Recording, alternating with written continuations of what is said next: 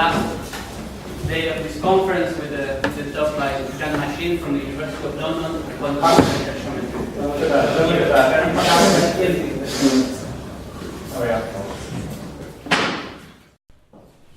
Thank you very much for this wonderful invitation.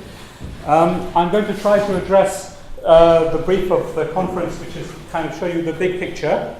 And so, well, this is the big picture for what I will talk about. So I'm going to be talking about non-commutative geometry. Oh,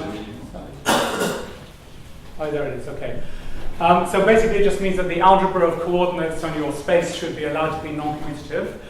Now, one thing which the most well-known approach here is that of Alain Connes, which I wouldn't dare to talk about in Paris.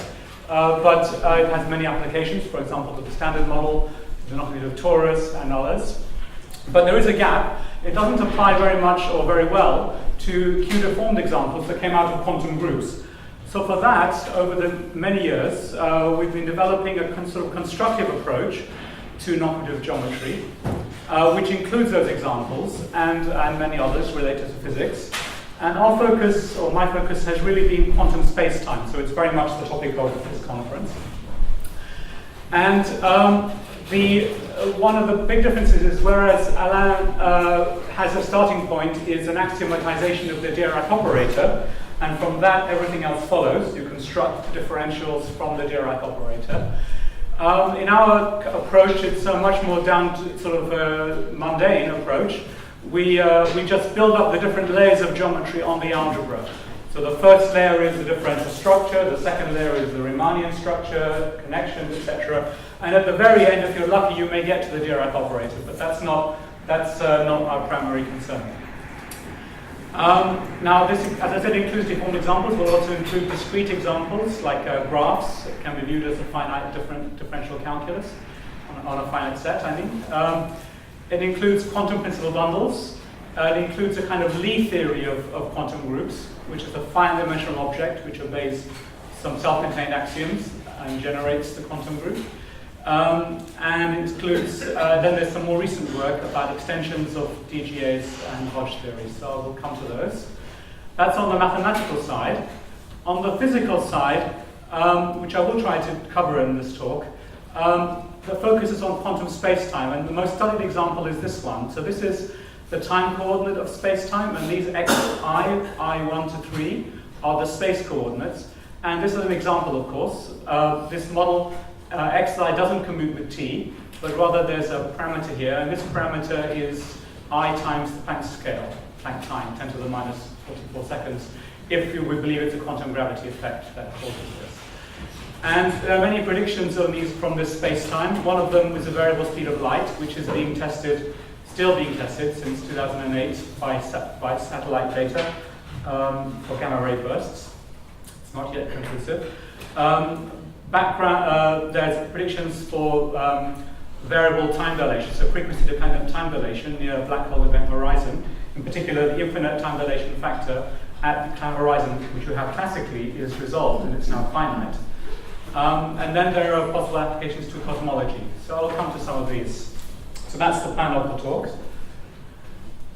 Now, the starting point is this notion of a differential algebra. So it's very well known. It's common to most forms of non-commutative geometry. So we have an algebra A. We consider omega 1, the space of one forms, to be, by definition, an A bimodule equipped with a map D, which is a derivation, so it sends a function A into a differential dA. And we expect that this is kind of surjective. Things of this form span omega 1. And in the nice case, we expect that what corresponds to a connected manifold is that the kernel of D is just the constant functions. We work over a field K. Now, a famous example is on any algebra, you have the Taylor differential or universal calculus, where omega 1 is the subspace of A tensor A that's killed by the product. So you always have examples, but that one is not very geometric, it's not very classical, it's very much too big, but you can consider many others. Now, we usually require this omega 1 to extend to a differential graded algebra, so there'll be forms of all degree, after, which is the tensor algebra modulo some ideal. and with d squared is 0. And once you have a complex like that, then you can have the cohomology, which we'll call the quantum Durand cohomology. But this is kind of the starting point. Now, for Riemannian geometry, which is what we need for quantum gravity, we want a metric. So G will be a metric tensor, will be an element of omega 1 tensor omega 1 over A. So this is a tensor. We want it to be symmetric. Now this omega will have a product, which is the wedge product, and I want, which is kind of anti-symmetric. So I want wedge of G to be 0. This expresses the symmetry of the metric. And so these axioms have emerged over the last several years, but there seems to be the reasonable choices. We want G to be invertible in the sense of a map going the other way, which is the inverse metric, if you like, and this inverse to this, and this makes omega 1 a rigid object in the category of A bimodules. Now, one corollary of these two requirements is stronger than you think. You can show on the back of an envelope that in this case G has to be central. It has to commute with functions going right through G.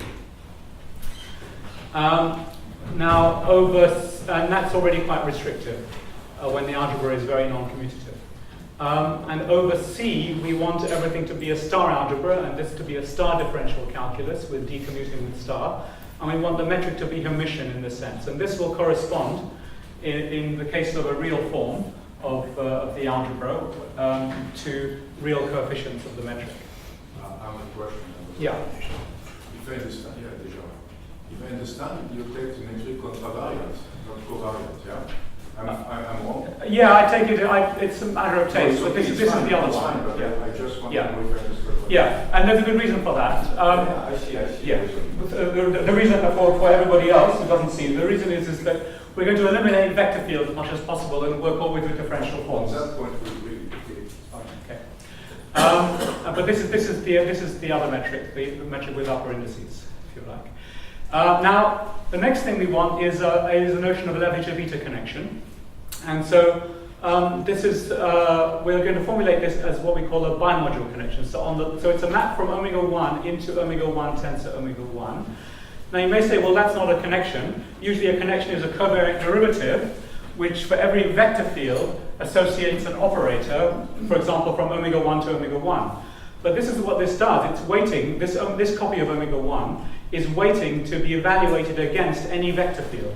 So if I give you a vector field x, I can evaluate it against omega 1, and I will have a covariant derivative nabla x from omega 1 to omega 1. So this is like the idea of a coaction in if you do Hopf algebras. So this is the data of all possible covariant derivatives, and we eliminated mention of the vector field itself. Now, this nabla should be a left connection, so the usual property of a connection would translate as this. If you multiply a one-form omega by a function f, then df should come out on the one hand, or f should multiply through. So that's the usual property. But because omega 1 is a bimodule, we also want similar thing from the right. And here we have a problem. So we have two terms. One is nabla omega f, no problem, f comes out.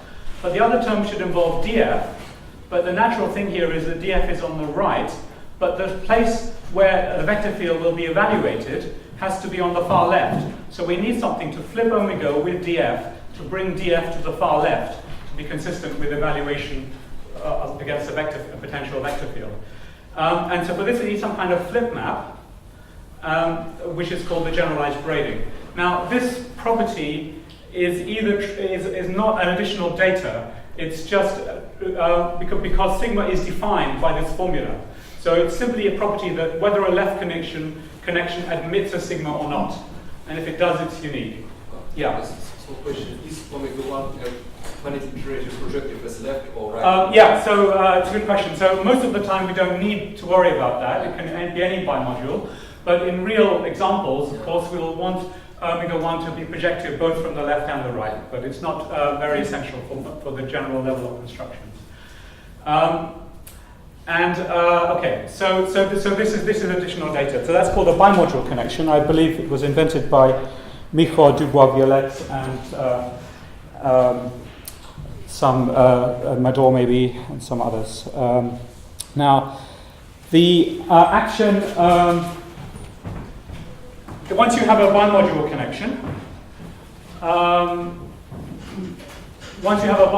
connection, then you can automatically extend to tensor products.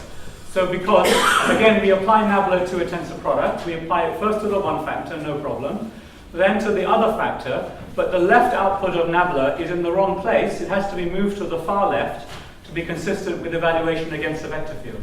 So but we can do that because we've got the generalized grading sigma. So you get this connection on extends to tensor products.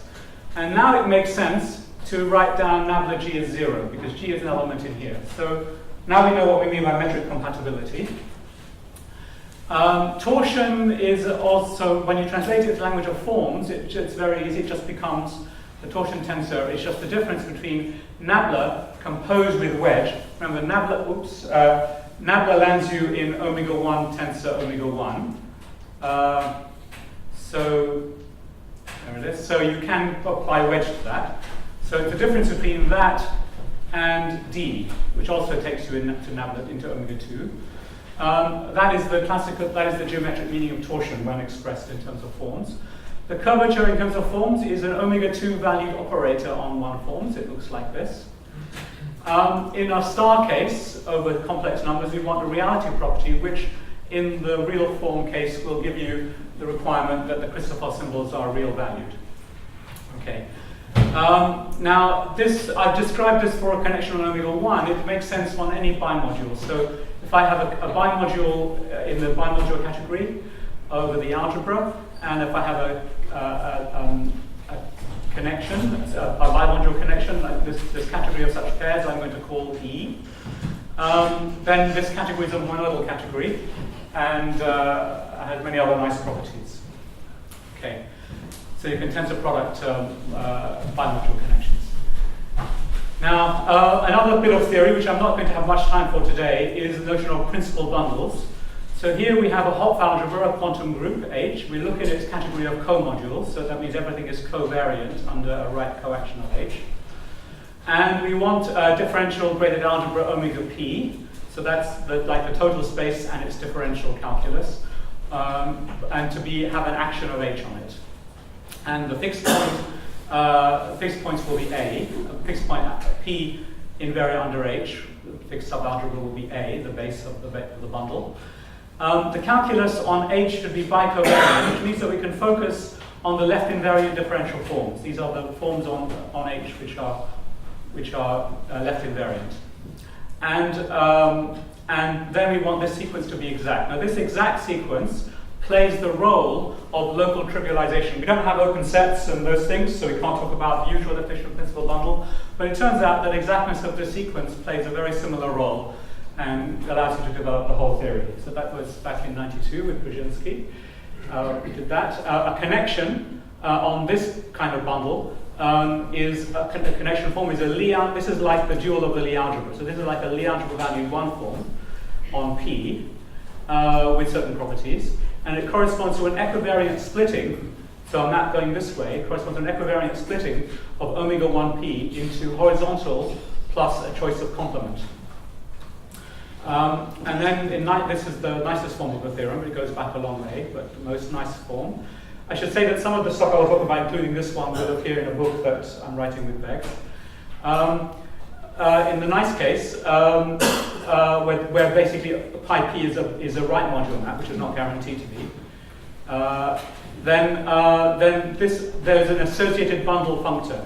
So to associate any representation of H, more precisely to a Jeter-Drinfeld or cross module of H, it associates by taking the E to be P tensor that represent that V, that object here, and then take its invariance. So this corresponds classically to the associated bundle construction. And it also associates at the same time the connection on the bundle induces a covariant derivative on this E. And this gives us an object gives you a bimodule connection. So this is and this works. I won't have time to discuss it, but for example, you can take H to be quantum SU2. P to be quantum SU2. H to be the algebraic circle, so that's the polynomials in TT inverse, with natural choice of differential calculi. Q-dimensional calculi, and then everything works, and what you get here is, you can take here the monopole bundle, and you get a monopole for every object in this, you get a bundle. In fact, there's, in case, okay, I'm digressing, but in many cases, this category is not that hard to obtain objects in, because for a co-pointing triangular Hopf algebra, like H in that example, there's a functor from H co-modules into here, given by the R matrix. So that will reproduce the classical monopole theory. Okay. Now, let's just give you an example where everything can be computed completely. So X is going to be Z2 cross Z2. And I mentioned that differential calculi, differential or bimodules, fairly easy to see in this context, can be obtained from quotienting the Kähler differentials, and that corresponds to choosing a graph with vertices X. In this case, I'm going to take a square graph. So actually, this is the Kähler graph on Z2 cross Z2, but that's not so important. And it's given by choosing a subset of the group. Here, this subset C is these elements, so 1, 0, and 0, 1. And they define the directions that you can travel in for a differential form. So there's a basis, EA, A is 1 and 2, and they obey the usual Grassmann relations. DEA is 0, and so that's the calculus corresponding to a graph, to a square, to this graph. Now, G is an arbitrary element of omega 1 tensor omega 1, so it looks like this, where A and B are functional coefficients.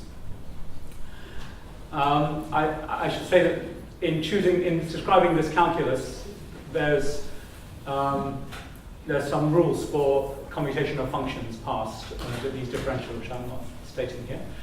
Now, we're going to suppose, now geometrically, these coefficients A and B, they correspond to weights associated to the edges of the graph. So for example, B00, the value at 0, 0, corresponds to a weight on the arrow going from 0, 0 to 0, 1. And B01 corresponds to a weight going the other way. So if you are thinking geometrically that you have like a lattice square and you have a fixed size associated to the edge, then you probably want these two to coincide. You probably want the length going one way to be the same as the length going the other way. So that translates into this requirement that the finite difference in the one direction should be 0, and the finite difference in the two directions should be 0. So for example, B01 should be B00 should be B01. So if you impose that simplifying assumption, which you don't have to do, then you can solve everything completely, and you find the moduli of all possible Levi-Civita connections. So that means torsion-free, metric-compatible, bimodule connections. You can find them. It turns out to be a one-parameter worth with a parameter called Q. So this parameter Q is thrown up by the analysis. I've made no choices other than the choice of the differential calculus on the finite set, which is the square. But the calculations throw up this moduli space with a one-parameter Q. And the connection looks like this, where sigma, where theta is E1 plus E2, and this sigma is given by this matrix here. Q is Q, or Q inverse regarded as a function on X, and alpha and beta are functions built from the metric coefficients, also regarded as functions on X. And this should remind you of the 8-vertex R matrix. And in fact, this doesn't obey the Braided relations, but you can do other examples where sigma does obey the Braided relations. And so what I'm saying is that very naturally, things like R matrices in integral systems rise just out of non-commutative geometry. Okay, so that's my baby example. Now there are many other examples. I won't have time to show you all of them today, but I only want to show you ones which carry a moral or a lesson. So because it's a philosophy conference, I want to tell you 3 kind of morals coming out of the last several years of work on this project. So the first lesson is lesson 1. I believe it gives you some insight into why there is gravity. So philosophy should answer why questions, okay, not what questions. So why is there gravity? Now, the setting we're talking about here is that we have quantum gravity, we suppose, is some unknown thing.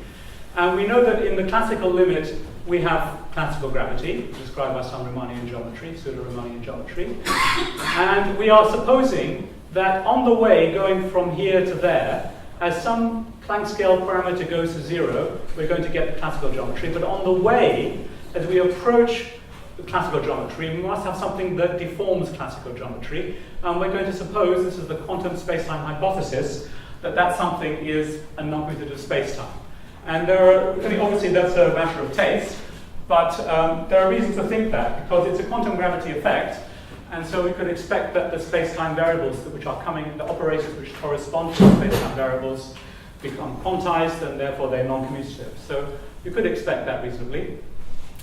Now, what I'm going to explain is that just making this mathematical hypothesis that the classical geometry is a limit of quantum geometry is actually a very strong statement, because this map here is not surjective. The geometry here, non-commutative geometry, is much more rigid than classical geometry, which means that many things that are possible over here cannot be realized as limits. In other words, not every classical geometry is quantizable within the paradigm of a bimodule connection, the paradigm that I've told you.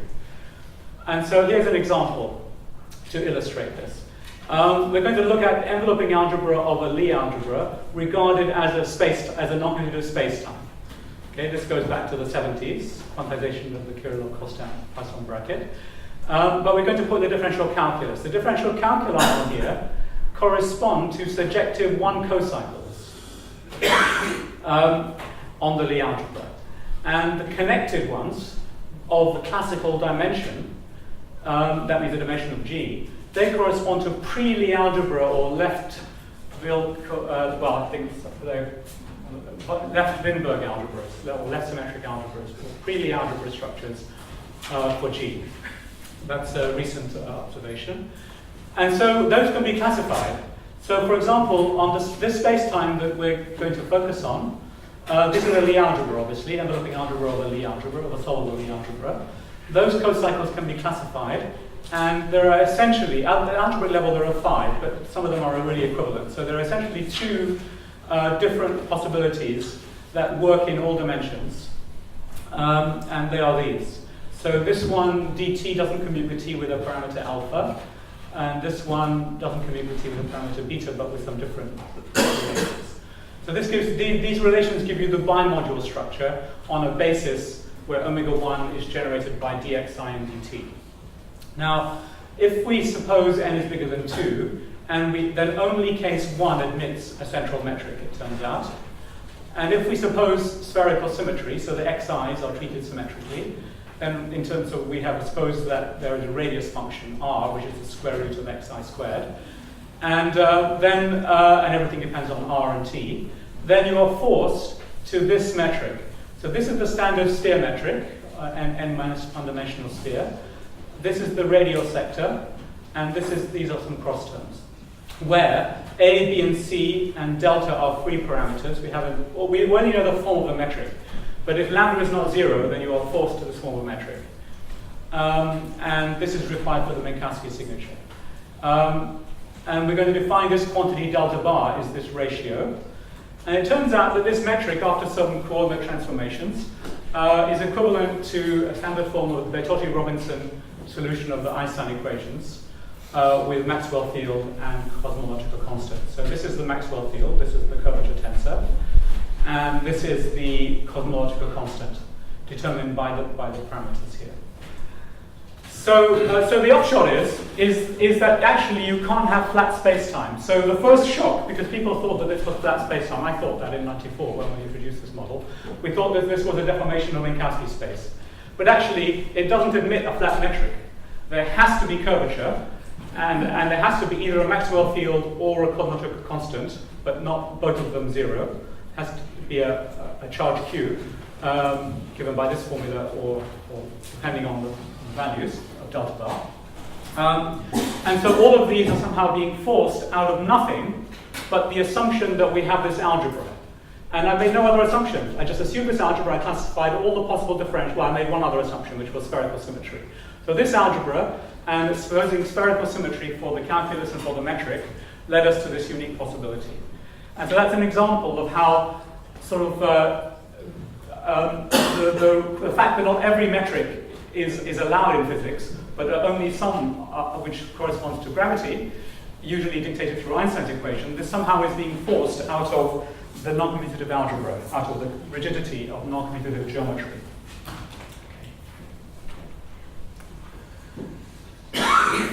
So that was lesson 1.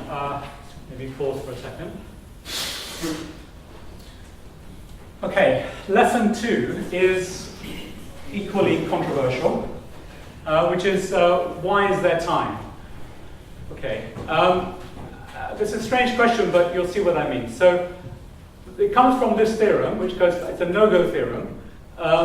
See, everybody thought that non-linear geometry is very straightforward. You just find a differential calculus and go ahead. But actually, it turns out that when it actually hits reality of examples, it's very constrained. And it turns out there does not exist a bicovariant omega 1, so a differential calculus, the way I defined it, which is on the quantum group CQG of classical dimension, nor on the enveloping algebra, which you've just seen, in the case of a complex, semi-simple liquid.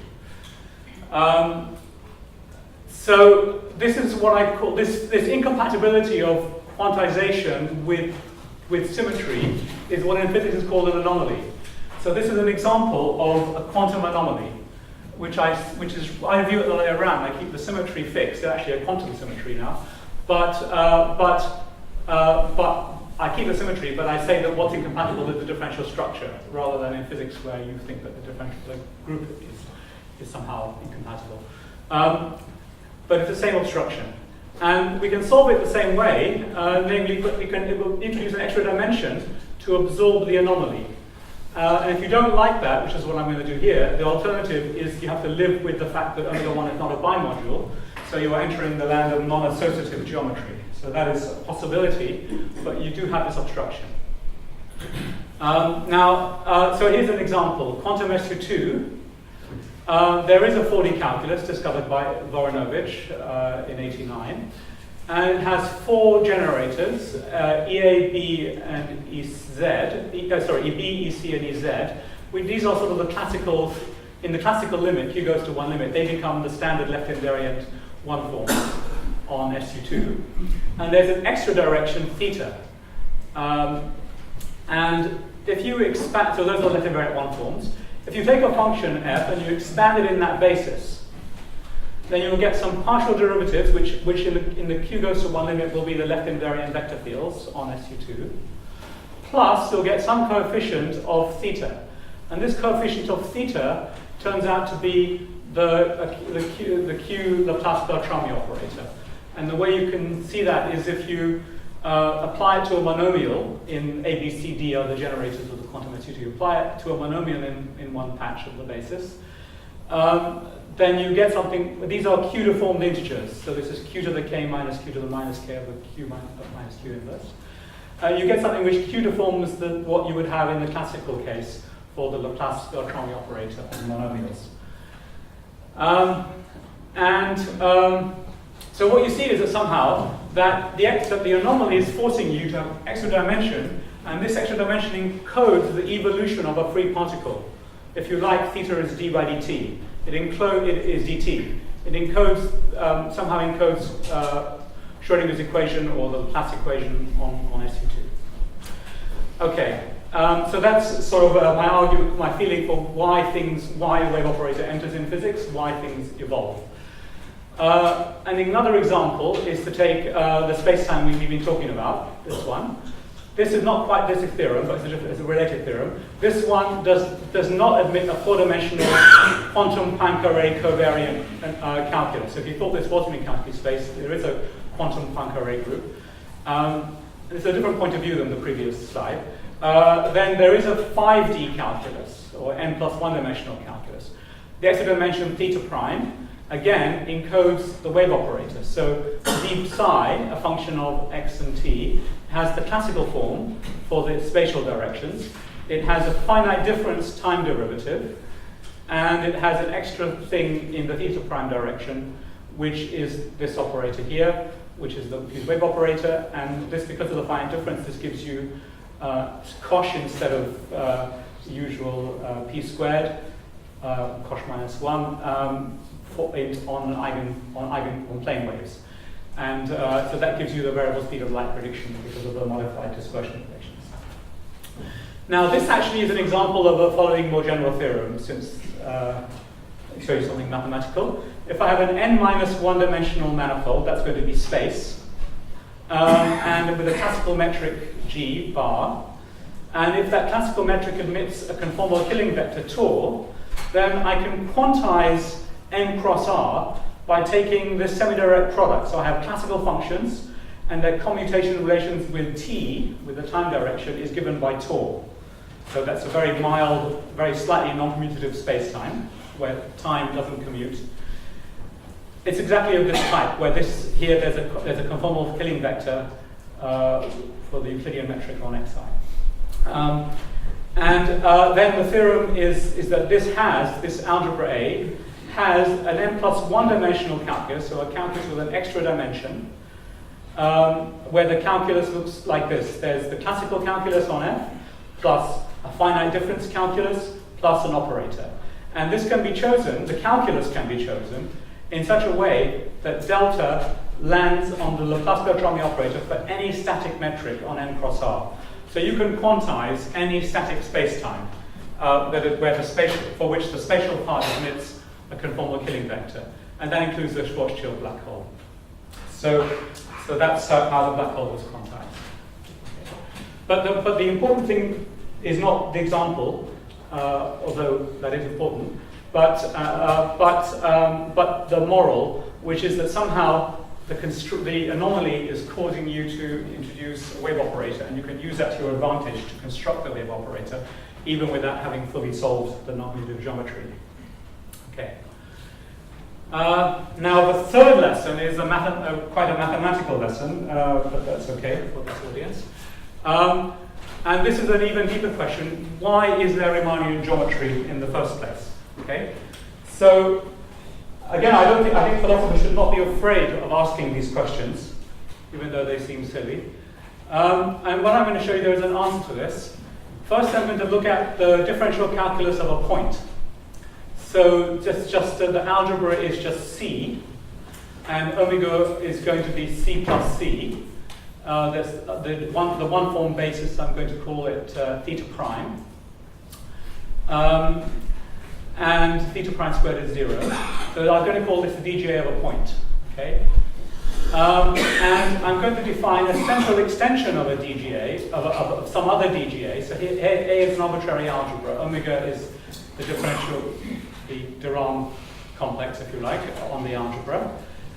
And I want that omega tilde is an extension, meaning it fills in here. So it maps onto omega 1, includes the one-dimensional, the point, and such that omega tilde as a vector space is this, and theta prime commutes, so braided commutes, and I'm going to call this extension cleft if the projection, this map, is a left A module map, and this is very analogous to the theory of extensions in Hopf algebra theory, and I'm going to call it flat if this extension is equivalent to one where D is undeformed, where the D on omega tilde with restricted to A is the D of the original one. Now, it's easy to analyze what's entailed here. This is done in my preprint up here from 2013. So what this entails in practice is that, well, just from the dimensional argument, you can argue that D tilde has to have this form, and the wedge product in omega tilde has to have this form, where this is the one of A, and this is an extra direction. From theta prime, and there's some operator delta, which is the degree 0 operator. And over here, there's some operator, which is double square bracket, which is a degree -2 operator on the classical on the complex we began with. And D and delta should commute, and they should obey these relations. And this is some kind of cocycle, so I'm going to call the pair delta double bracket a 2 cocycle. And this is very analogous to the theory of group central extensions. And here this quantity L for any operator B is the Leibniziator, the failure to obey the Leibniz rule. So that's a sort of reasonable concept of extensions and their corresponding cocycle. Now if you apply this theory to the case of a classical manifold, so you have nothing but a classical manifold and its exterior algebra omega of m. So omega of m in this slot, we ask for all possible cleft extensions.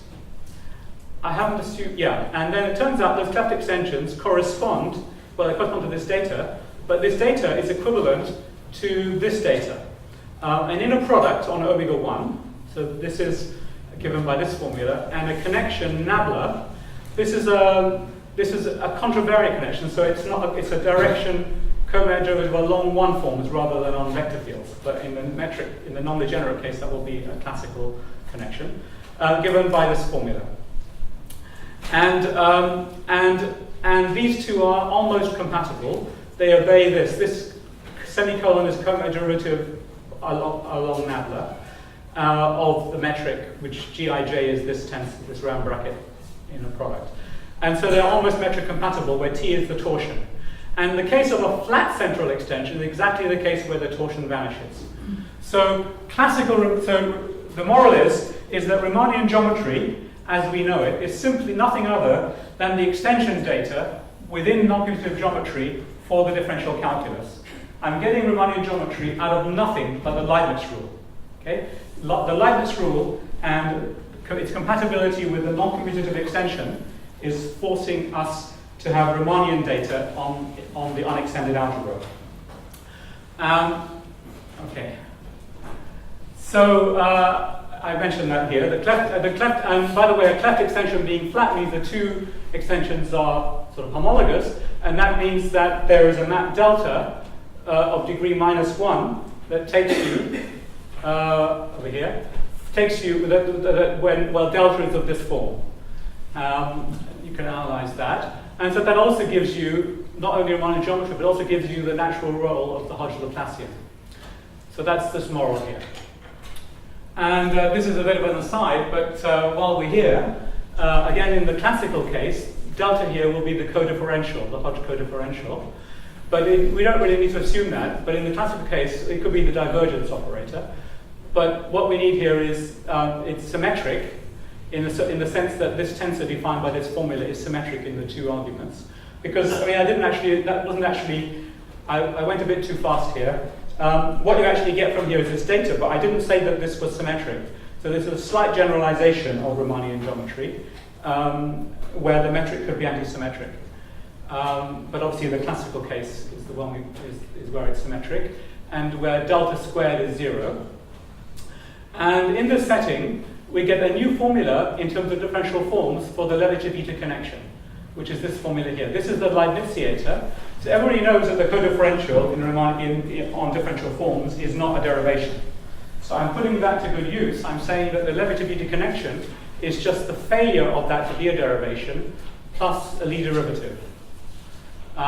So that is I think it's a new formula, as far as I can tell it's a new formula for the Levi-Civita connection within the language of differential forms. And the metric can also be recovered. And then one thing you learn from this new description is that you also learn that delta obeys this triple derivation property, which is characteristic of a Bernoulli-Vilkovisky algebra. So what we learn is that Riemannian geometry, classical Riemannian geometry, is nothing other than a particular type of Bernoulli-Vilkovisky algebra, which is, for me, is interesting because those algebras also arise in quantum field theories, so it's nice to see the same structures emerging from gravity and from geometry and from quantum theory. Okay, final little application, without digressing too much, is the delta, the Hodge Laplacian, is defined on forms of different degrees. But it extends in a canonical way to tensor products, not as a derivation, but with certain cross terms. And when you do that, it turns out that the Hodge Laplacian on the metric is exactly the Ricci tensor. So that puts a new light on Einstein's equation. Einstein's equation with cosmological constant becomes this becomes a wave operator, and the cosmological constant becomes a mass term of 10 to the minus 65 grams. So I'm not saying that graviton is massive. It's the same physics as classically, just reinterpreted it, but it has that form. It somehow makes a bit more sense than before. Okay, so that's the end of the physical lessons, if you like. And I thought I would spend the remaining 20 minutes on some mathematics, sort of things of more mathematical interest, perhaps, but ultimately also interest. So it's a good place to have a pause if there are any questions. No, just some. Yeah, please. But then it's optical ablution. Yeah, it's very different. Yeah, it's a very different application. It's not the usual application of the Khalil-Vilkovitsky algebras, but I'm just saying it obeys the same relation. It's being missed because it's not the usual setting. That's right. Okay. So what I want to do now is to take you deeper into the geometry of quantum groups. And this is more mathematical, but I think ultimately it will come back to physics in a very deep way. And so now we're going beyond Euclidean geometry in a conventional way and into what I call braided geometry. And this is what I think is the deeper geometry of the Differential-type quantum groups. So the starting point is a braided category. So this is a tensor product. C is now going to be a category. There's a braiding, which I'm going to write in a diagram like this. This goes back to André Joyal, who's here, and Ross Street. I'm going to suppose for the moment that my category is abelian. It doesn't really have to be. I'm going to define a braided Lie algebra in this category. So because its braiding doesn't square to the identity, the usual naive notion of a Jacobi identity as something plus cyclic doesn't work.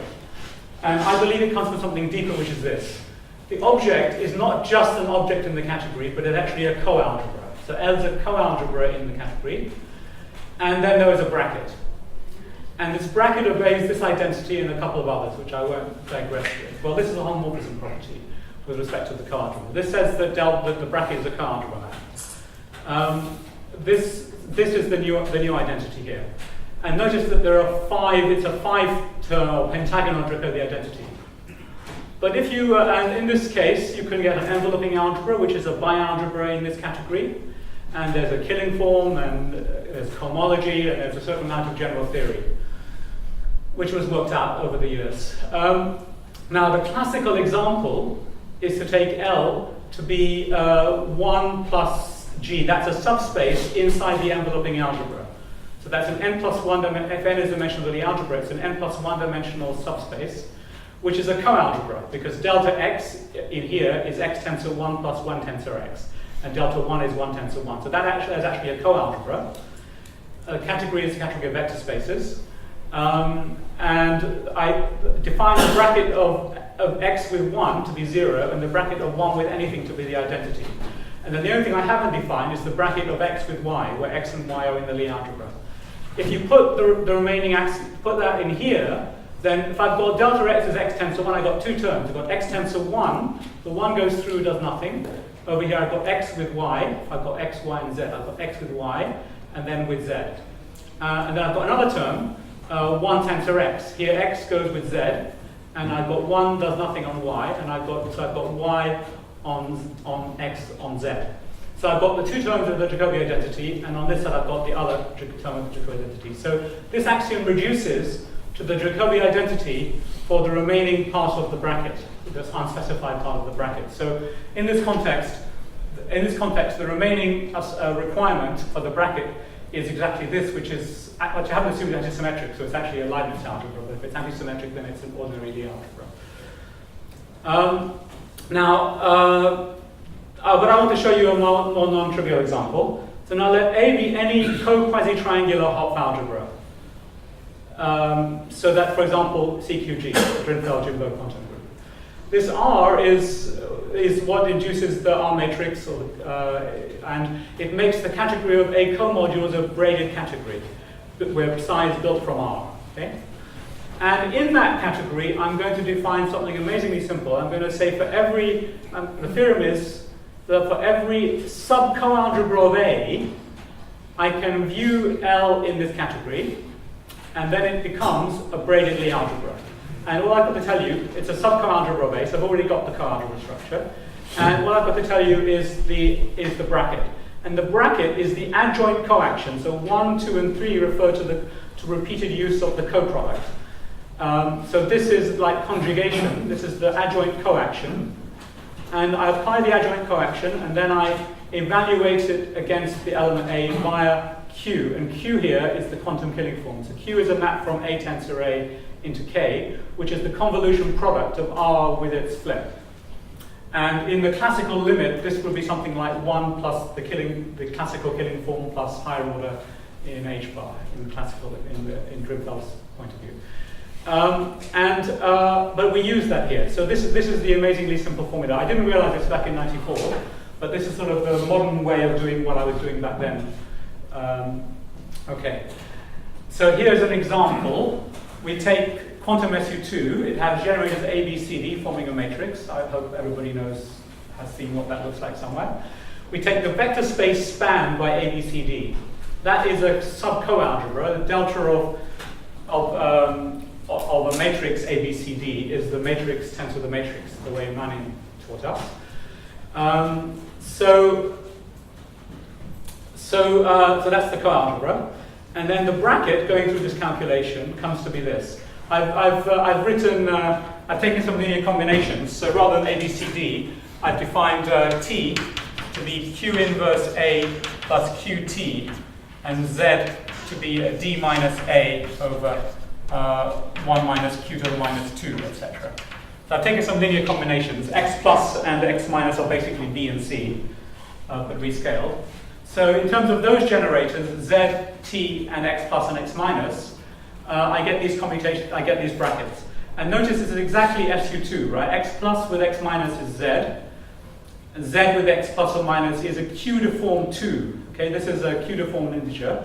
So it's exactly a Q deformation of SU2, of the Lie algebra SU2, plus what plays the role of 1 here is this T. The quantum trace becomes T, and it's instead of 1 with anything being the identity, we've got T with anything is with anything of the others is a multiple of the identity, and T with itself is this.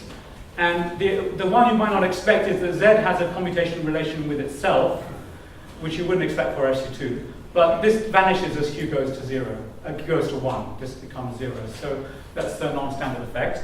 There is a quantum killing form. The quantum killing form can be worked out, and it's non-degenerate. So this is something like U1 cross SU2, something like that. But it has a non-degenerate killing form. Okay. So that's an example. Oh, and I should say that this example, U of L, can be computed. It turns out to be the algebra of Q-Minkowski space. So 2x2 Hermitian matrices in a braided fashion. It is in the braided category. And it surjects onto UQSU2. Well, I say surjects, but you have to, if you localize the A and D, then it surjects onto UQSU2. So this is so that essentially gives you UQSU2 as generated by a 4-dimensional space obeying certain self-contained axioms. So that's, in a sense, we've solved the Lie problem for quantum SU2. That's a rehash of what I did in the 90s. Now, if we take those axioms and apply them in the category of sets, we take these axioms, then the bracket I'm going to write as an operator. So instead of X bracket A bracket Y, I'm going to say A instead of A bracket B, I'm going to say A upper B, right? I'm going to write it as an operator. And then those axioms, and I've also switched from left to right. What I wrote was on the left side, I've switched it on the right side. But those axioms become those of a rack, or a quandle. And so that's a special case, from my point of view, of a braided Lie algebra, but in the trivially braided category of sets. And suppose that C is closed under inverses, so obeying this condition, we call that an IP quandle. This is some work with Consenso Reach, published in Journal of Algebra a couple of years ago. Now, given this data, so I'm going to think of this as a Lie algebra on a finite group. because, or on a discrete group, because firstly going one way, if I've got this data, I can build a kind of Lie group. So GC is going to be the free group generated by the elements of C, modulo these relations, these quadratic relations, and modulo these relations. So that gives me a certain group, which is the group of the Lie algebra. And then I'm going to suppose that it's embeddable. It's not always the case, it turns out. But suppose that C is included in here. And so an example would be if we have a finite group, and I've got C some ad-stable subset of G minus E, for example, a conjugacy class or some of conjugacy classes, then the bracket would be, this bracket here would just be conjugation. And then everybody knows that that is a rack. That's how racks were invented by Conway and Wraith. So that's an example. But we have an additional feature which they didn't consider, I think, which is this inverse, this IP quantum. So the conjugacy class should be closed under inversion. Then you have this group, and you can ask, does this group will surject onto G? And this is very similar to starting with the Lie group, taking its Lie algebra, taking the Lie group of the Lie algebra, you get the universal covering of the original Lie group. So it's the same situation here. So this is the kind of philosophy that this is a finite Lie algebra. We can ask for one more thing. We can make C into a graph by saying that A is connected to B if the bracket is kind of antisymmetric for A and B. Because in general, the bracket is not anything like antisymmetric. But here we suppose that. If it is, we say A is connected to B. And what that means is that A is connected to B inverse if and only if the Braided relation holds. And then we say that C is locally skew if this graph is connected. And it turns out that many graphs, many generating conjugacy classes in group theory are locally skewed. So here's an example. We take four cycles in S4. You've got 3 of them, E1, E2, and their inverses, E1 inverse, E2, etc. And the quantum relations are like this. EI with EJ is EK, where the clan IJK is plus or minus 1, depending on whether it's like 1, 2, 3 gives you plus 1. It's the antisymmetric tensor. So this is a bit like a discrete version of SU2. And this, the covering group here turns out to be bigger than S4, and this turns out to be one of the Schur covers of S4.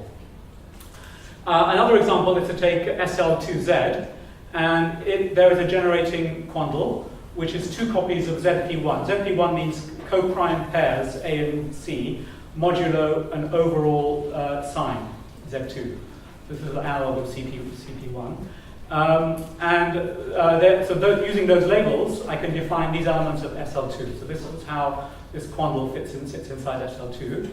And then it turns out the covering group is the Braid group on 3 strands, exactly fitting your kind of geometric intuition. Okay, theorem, the main theorem in this paper. We showed many other things. We showed that all crystallographic reflection groups are locally skew. In fact, all 3 transition groups are locally skew. Theorem is that if you are in a locally skew case, and where G is equal to its covering group, which is also true in many cases, then firstly, from the braided, well, in all cases, not just in this case, but in all cases, given a quantum Lie algebra, braided Lie algebra, we can dualize it and we get a quantum differential calculus. So here we do that. Then it turns out we can compute its de Rham cohomology. So this is the first time, I think, that we found a general result about the non-computed de Rham complex, in this case on the algebra of functions on the finite group, with differential calculus given by this braided Lie algebra. And we use this connectedness of this graph, of the skew property. Theta is a sum of so there's the basis here is a basis dual to the A, B, C, D, to the elements of C. And this is the sum of, theta is the sum of the basis elements, which has no classical analog. So in the classical limit, in some sense, we're saying that the cohomology is trivial. And that's actually what you expect for a Lie group. So it's I think, a very reasonable theorem for finite Lie theory. Okay, that's one bit of mathematics. The last topic, I think I have about 10 minutes left. I began a little bit late, yeah. So the last topic, before I overload you, or maybe I have already. But anyway, the last one I want to cover is to show you another application of this braided stuff. Again, I tell you that this is the deeper mathematics behind quantum geometry. for quantum groups. So in any braided Hopf algebra, so B is a Hopf algebra in a braided category. I've been using C for two different things. One was for conjugacy class and the other was for category. Okay, I hope that's a bit unfortunate. But anyway, so now C is a braided category. Hopf algebra. All the basic theory of this was worked out in the 1990s. And among those things was the adjoint action. So every braided Hopf algebra acts on itself by the adjoint action. So we're reading down the page the way I've been doing. Maybe I didn't say that, but when I wrote these axioms, I was reading down the page. So you apply the co-product, you braid it, you apply the bracket. Okay, sorry, I should have said that. Okay, it's a bit late now. So we're reading. So that's the adjoint action. Of course, you can turn everything upside down, and then you have the adjoint coaction. This is the action of B star from the right on. It also acts from the left without the antipode, but here we want to act from the right. So this is the right regular action of B star on B. Suppose that B has a left integral. So integrals in Hopf algebra theory, is the same thing applies in the braided case. We have a morphism from B into the trivial object. You don't have to assume it's a morphism, but in the nicest case, which we'll assume that. Such if you apply the co-product and then you apply the integral, it's the same thing as applying the integral. So this is left invariance. And we suppose that B has a left dual. So let's suppose we're kind of in a five-dimensional rigid case. So then there is a map, which is evaluation, which then we could write as a cup. And there's also a co-evaluation, which goes from 1 into B tensor B star, which I'll write as a cap. And there will be the usual axioms that you can straighten a bend, right? Take a bend and you can pull it straight. So given this data, we can define, given this integral, we can define the Fourier transform. I define it in this dashed box here. We take the co-evaluation, which I'm also going to call X for reasons that will become clear. So we take the co-evaluation, and we apply the integral, we take the element of B, we multiply it with one leg of the co-evaluation, and then we integrate. And we get something in the dual. So this is the Fourier transform. It's a map from B into B star. And here I'm checking the fundamental property of Fourier transform is it takes a differential operator, which is a left regular representation, it takes it through to right multiplication. So here's the proof. Firstly, I have this, and I apply this little lemma. So here's a little lemma. This is equal to this just because of the axiom of the antipode. You can cancel the antipode. So I've just inverted it. This is equal to this by the homomorphism property of the co-product. This is the products, these are the co-products of the Hopf algebra. And then I'm using the integral property. Now I take this, and I stick it in here, and I apply that lemma, and I get this. And then I pull that up. Then I use the property that the co-product on the co-evaluation is the same as product on the other side. That's the B and B star are dual as Hopf algebras. And then I pull that up. And so what I've got is this. So this tells you that if I apply the right action and integrate and Fourier transform, it's the same as Fourier transforming and multiplying from the right. And that's why we actually want Fourier theory. Fourier theory turns a differential equation, which is this kind of differential operator, into an algebraic equation. So all of that works in a braided category. And the motivation example, I call it a non-example for reasons that I will leave someone in the audience to tell me, the challenge. But you can take B to be in this C to be the category of Z mod RZ braided spaces, where the braiding is Q to the degrees of the products of the degrees of the things that you are transposing. And in this category, and here we set X to the R to be 0. This is a five-dimensional braided Hopf algebra. The co-product looks like this, where these are the Q binomial coefficients. That was meant to say n equals 0 up to m. Tech error. And this is the Q binomial expression. That's what the co-product looks like. And then from that we can compute that the pairing between y to the m, and so y, the dual of b is another copy of b with geometry I'll call y. And the pairing of B star with B is given by this formula where this is the Q q factorial. And then from that comes from this. And then from that, we can compute the dual basis. So then the co-evaluation looks like this. And you can see why I've been calling it x, because this is a braided this is a q exponential. Now, Fourier transform says to take a function on x, in x, multiply it against the exponential, and then integrate out x. So that's exactly Fourier transform in our case. Now, the reason it's not an example, maybe you've thought about it now, is that this integral is not actually a morphism, but we won't worry about that. But there are other examples which are examples. Now, I'm going to generalize that in 1 minute, in one slide, to the n-dimensional case. So V is an arbitrary element of an abelian braided category. On V tends to the power n, I'm going to define what I call these braided binomial operators. And these are defined inductively. So the binomial operator nr is given in terms of n minus 1, r minus 1, and n minus 1r by this formula. Psi is the braiding, psi r is the braiding of the ith strand with the I plus 1 strand in V to the n. And in particular, a special case of that are the braided integers, which are n1, and they look like this. They look like the braid identity plus 1 strand braiding plus 2 strand braiding up to n minus 1 strand braiding. So if the braiding is q, then this is 1 plus q squared. This becomes the q integer. And now I define n factorial to be the iteration of the integer n. So these are all operators in the braided category, but they obey a relation very similar to the binomial formula, but now as operators. And in particular, they give you the co-product on the tensor algebra. So Tn is the nth component of the tensor algebra on V, and it forms a Hopf algebra braided category, and this is its co-product, where these etas are the embedding in here. And I'm going to give you two versions of it, depending on whether we take the plus sign or the minus sign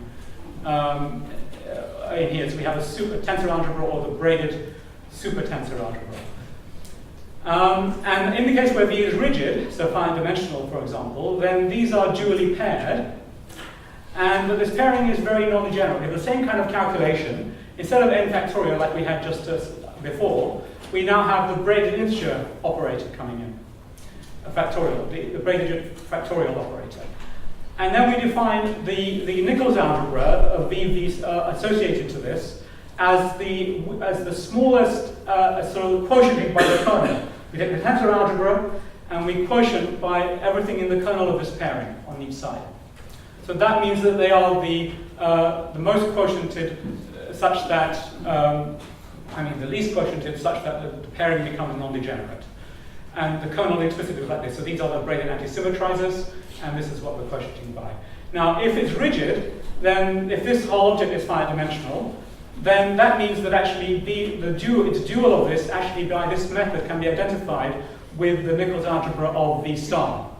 And the co-evaluation now looks exactly like we had before. This is just generalize this formula to n dimensions, to an arbitrary object in the braided abelian category. Looks like this. Okay, just got a moment to show you an example, and then I'll stop. So suppose that we are in that finite dimensional situation. Suppose, in fact, that B plus or minus V has a unique top degree, which I'll call the volume form. We're going to be interested in the minus case, the exterior algebra. Suppose there is a top degree form. Then we can define a Berezin type integration. We say the integral of the volume form is 1, and the rest is 0. And then, we've got the co-evaluation, we've got the X map, and we've got the integration, so we've got a Fourier transform. And I'm going to apply this to the exterior algebra of a Hopf algebra. So I have a Hopf algebra H, I have a bicovariant differential calculus. But on general grounds, lambda 1, the S invariant 1 forms, is actually an element of this braided category of crossed or yet driven further modules. And so I take this Nichols algebra associated to this, and I suppose that the volume form is finite dimensional, there's a top volume form, and that it's central and bivariate, and I suppose there's a metric that I talked about. So being a central metric corresponds to being a trivial to be a morphism from 1 into lambda 1 tensor lambda 1 in this category. Then I can define a Hodge operator to be Fourier transform. So this is like another moral, if you like, that what is the meaning of Hodge theory? Why do we have Hodge differentials? What they are is simply Hopf algebra Fourier transforms in the superhop algebra of the exterior algebra. That is what Hodge operator is. And we're going to apply that here in the quantum case. So it becomes a map from degree n into the top minus n. This is Fourier transform. And the key property of Fourier transform is that it turns differential, the right translation, into multiplication. And that's exactly the right thing in Hodge theory, because this right action that I told you becomes interior product. It lowers the degree by 1, so that's interior product, and the Hodge operator takes interior product to multiplication, to the wedge product. So this is sort of my new angle, if you like, on Hodge theory as Fourier transform. And if you apply to the example of quantum SL2, we've got that 4D calculus I told you before. It is the dual of the Braided algebra that I told you before. The whole exterior algebra looks like this. The relations in degree 2 look like this. There's a D operator. There's no time to absorb all these, but what I need you to know is that there is a top degree form, which is 4-dimensional. And there's a central metric. So this is the quantum metric. So these are both uniquely determined up to scale. And that gives you the Hodge operator by this construction. I can apply my Fourier theory. This defines an integral. This defines an identification of V star with V. So that gives me the Hodge operator. And what I get, for example, for the Hodge Laplacian on degree 0, is I get the same delta Q as I showed you several slides ago at the beginning of my talk. So everything ties up nicely. And last slide. Almost the last slide. So I'm going to just show you now with a finite example. So we're back in the finite Lie theory case. G is a finite group. C is an ad-invariant subset or quandle that generates the group. Omega is generated by the EAs. EAs are labeled by C. They have these relations, bimodule relations. They have a differential given by these partial derivatives, which are finite differences in the A direction. And there's an element theta that generates the calculus. There's an ad-invariant metric. So if we have a top volume form, if we have an invariant top form, then we are in business. So for example, the permutation group S3 on 3 elements has generators U and V, which are the two simple transpositions with these relations, and W I'm going to call UVU. And then there's the three cycles generate a natural calculus, 3-dimensional calculus. These are the relations. This calculus has dimensions 1, in 3, 4, 3, 1. So it's nothing like an ordinary manifold. These are not binomial. But it is something like a 4-dimensional manifold. It has top degree 4.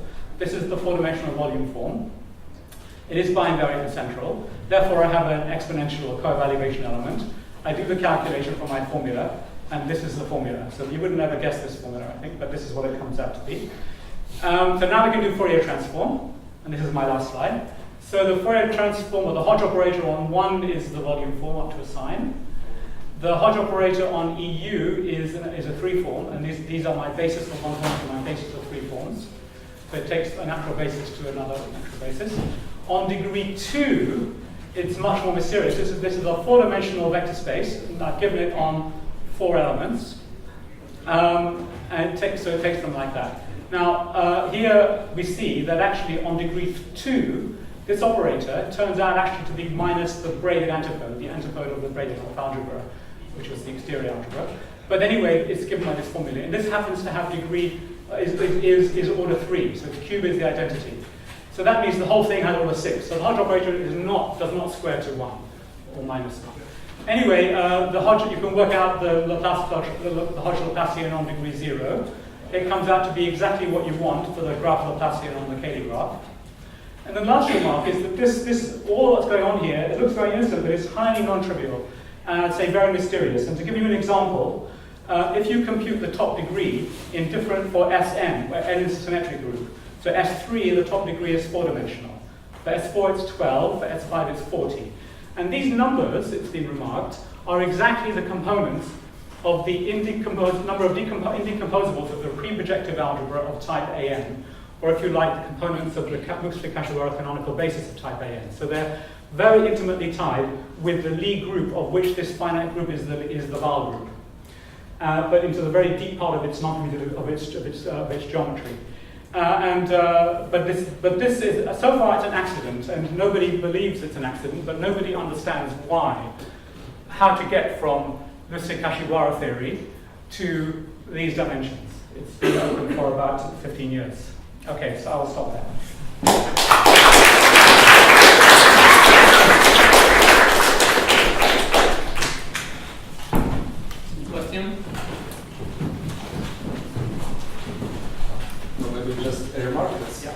slide, you have this 1, 3, 4, 3, 1, which is kind of dimensional fake forms. Yes.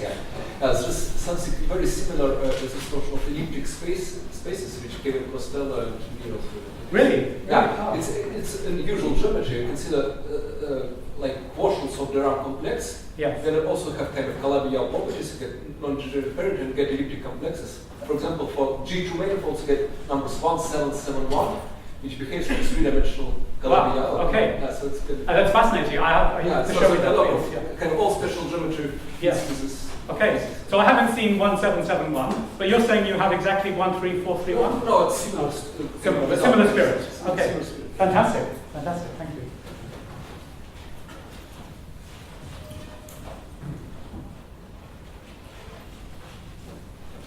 I wasn't clear on the restriction that you found for space-times which have come from your scheme. You said that in the particular example you gave, you had solutions of the Einstein-Maxwell. Yeah. So the answer is the best answer I can give you is to take this setup. In fact, take the general setup. Take this setup that I told you at the beginning, and look at the semi-classical limit. Yeah. And then you'll see that you have the following data. You have a Poisson bracket, which corresponds to the non-commutativity of the I call it pi. Poisson bracket that corresponds to the algebra A, the non-commutativity of the algebra. Then you have to have one forms. And you have a bimodule of one forms. So what you want there is a Lie-Reinhardt connection, or a Poisson-compatible connection, from the Hamiltonian vector fields cross omega 1, classical omega 1, into omega 1. So this data, so covariant derivative along Hamiltonian vector fields, a connection of that type, partial connection, gives you the data to define a differential calculus. Then you have a metric. So you've got this is all classical data on a classical manifold M. Then you've got the metric G, so it corresponds to omega 1. And you want nabla G to be 0, and this corresponds to the metric being central, so that was the strong requirement. And it's that one. So in the example that I gave you, I have already fixed the differential calculus.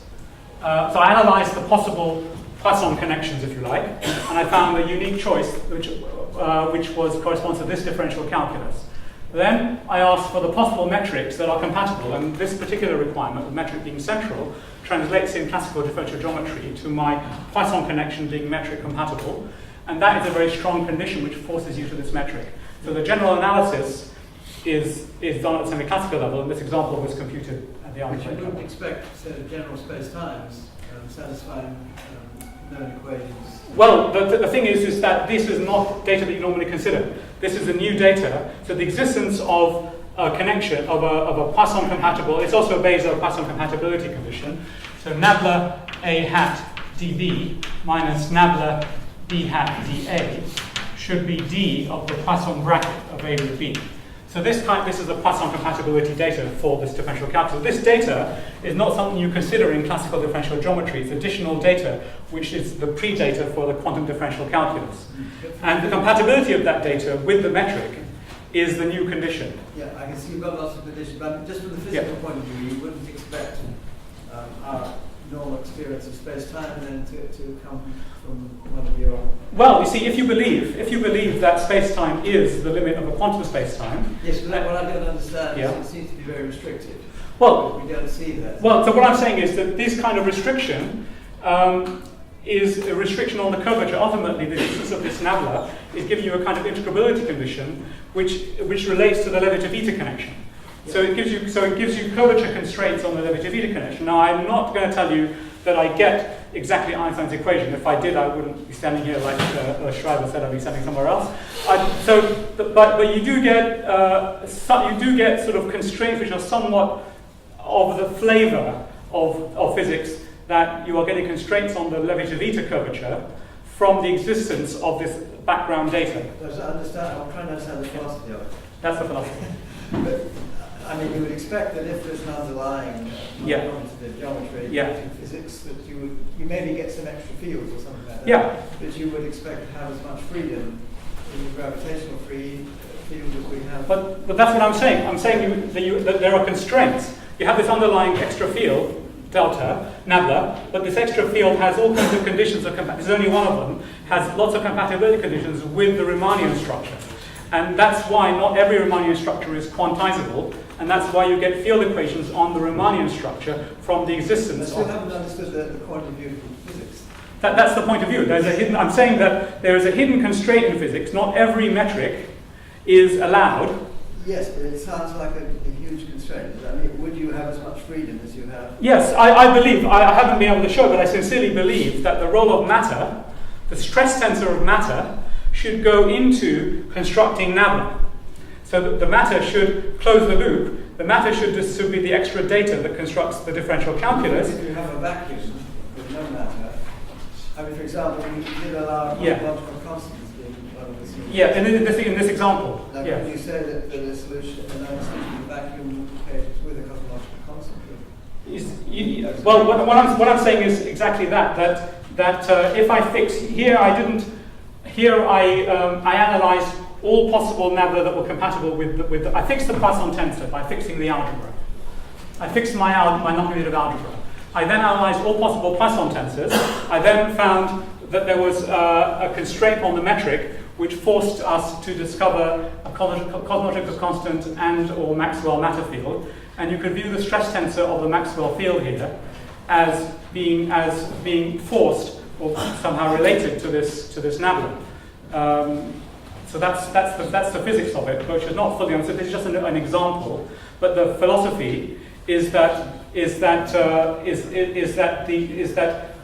matter or electromagnetic matter or cosmological constant, all of that somehow appears is somehow related to the choice of the differential calculus. But I admit that this is a grey area. At the moment, it's just a piece of mathematics that I analyse the possible differential structures, but it should be related ultimately. So I'll make you happy if I can close that loop, which I can't do at the moment.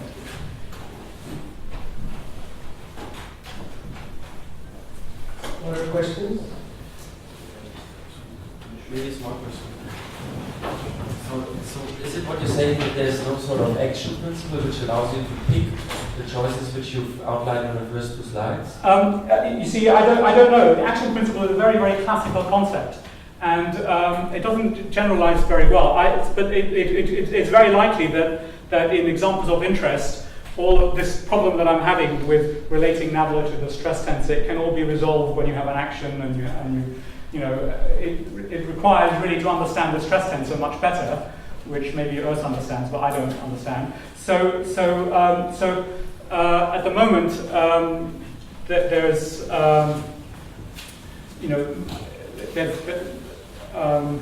what was your question?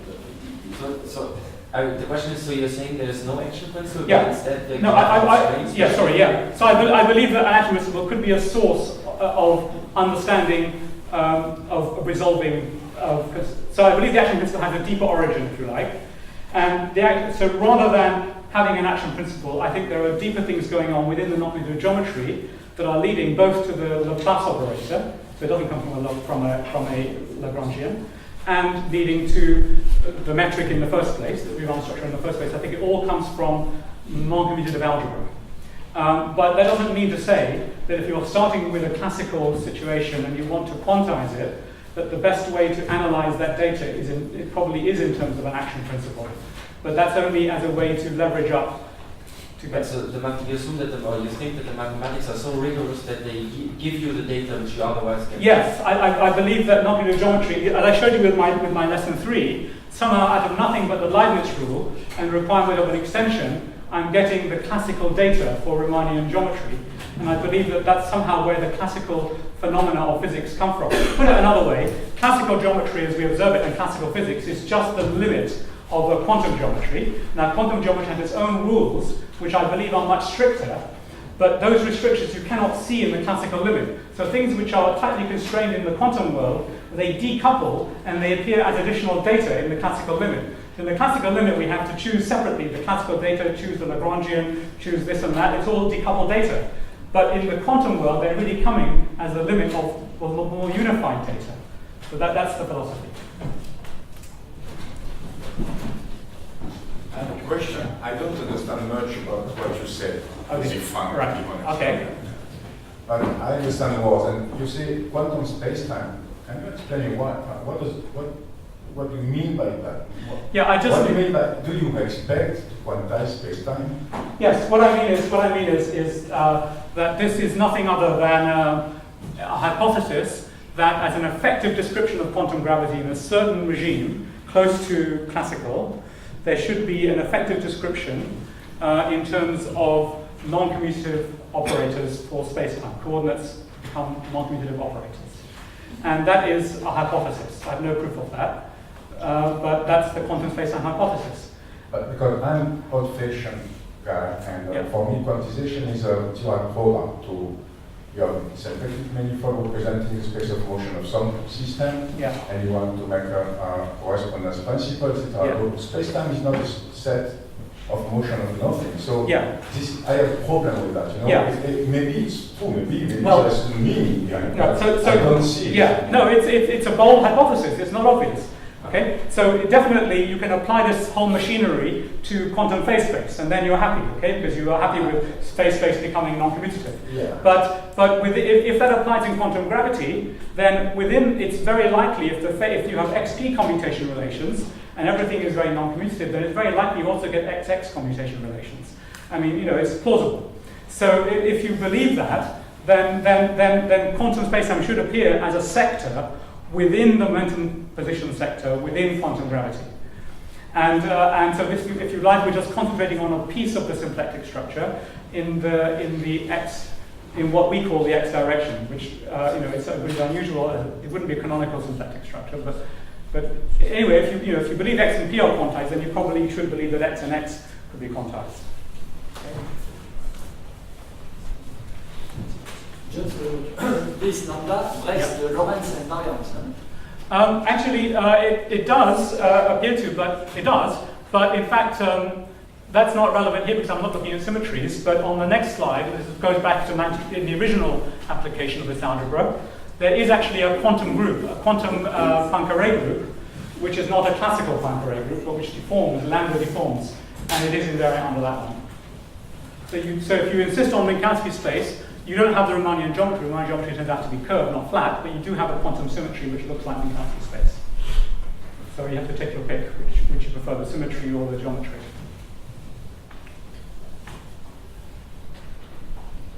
Okay. 1 minute. It's like a fuzzy question, but considering this last example, the fact that this composite of the projective algebra I'm sorry. it's saying Which example? this last example of your talk, where this dimensions of in the components of it kind of says that it is two-dimensional situation, this projective algebra. But can you think of some family of examples which give three-dimensional? I'm not sure why you say two-dimensional. Yeah, it's not very. Okay. Yeah.